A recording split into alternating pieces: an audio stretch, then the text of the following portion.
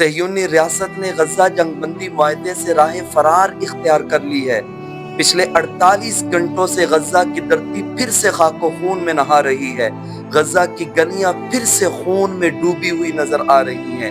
اسرائیلی جنگی جہازوں کی گنگرج اور گرنے والے میزائلوں نے غزہ کی دھرتی کو ہلا کر رکھ دیا ہے۔ اسرائیل پھر سے آسمان سے آگ برسانا شروع ہو چکا ہے، کیونکہ اسرائیل کے لیے غزہ جنگ بندی معاہدے کو برقرار رکھنا اب فائدہ مند نہیں۔ اسرائیل کو اس کے تحت جو فائدے ملنے تھے وہ قیدیوں کا تبادلہ تھا۔ اسرائیل کے جتنے قیدی حماس کی قید میں تھے، زندہ یا مردہ، اگر زندہ ہیں تو انہیں رہا کرنا تھا، مردہ ہیں تو ان کی لاشیں واپس ملنی تھی۔ وہ سارا پروسیس مکمل ہو چکا ہے۔ اسرائیلی زندہ قیدی اپنے گھر پہنچ چکے ہیں، لاشیں واپس مل چکی ہیں۔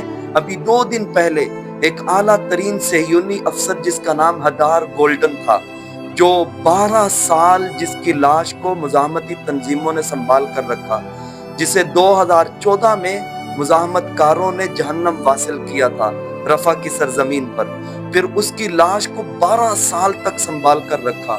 اسرائیل نے اس کی لاش حاصل کرنے کے لیے سر توڑ کوششیں کی، مگر اب اس جنگ بندی معاہدے کے تحت اسرائیل کو اس ہدار گولڈن نامی افسر کی لاش ملی ہے۔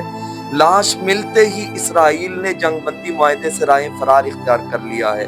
اب اسرائیل کی صرف 2 لاشیں حماس کے پاس ہیں۔ اب اسرائیل کے لیے وہ 2 لاشیں کوئی معنی نہیں رکھتی۔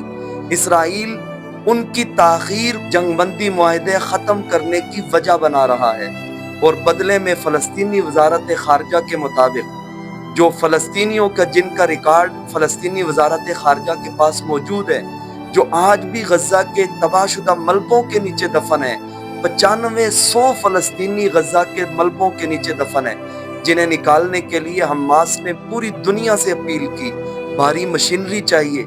وہ 9500 فلسطینی غزہ کے ملبوں کے نیچے دفن ہیں، ان کی کوئی ویلیو نہیں۔ اور اسرائیل کے 2 قیدی جو حماس تلاش کر رہی ہے، جو ابھی نہیں مل رہا، اس کو جنگ بندی معاہدے توڑنے کی وجہ بنا کر اسرائیل نے پھر سے حملے شروع کر دیے ہیں۔